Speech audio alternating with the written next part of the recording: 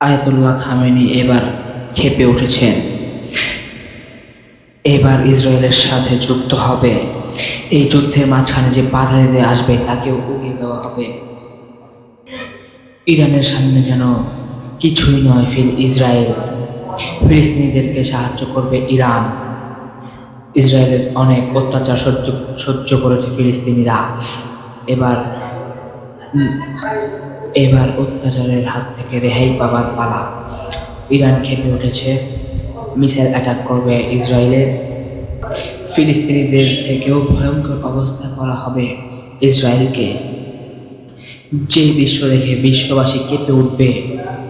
এর মাঝখানে যদি কেউ বাধা দিতে আসে তাকেও ছাড় দেওয়া হবে না, যে দেশই হোক না কেন। এবার ইসরায়েলকে উচিত শিক্ষা দিবে ইরান। ইরানের অত্যাধুনিক অস্ত্রের সামনে টিকে থাকা প্রায় অসম্ভব।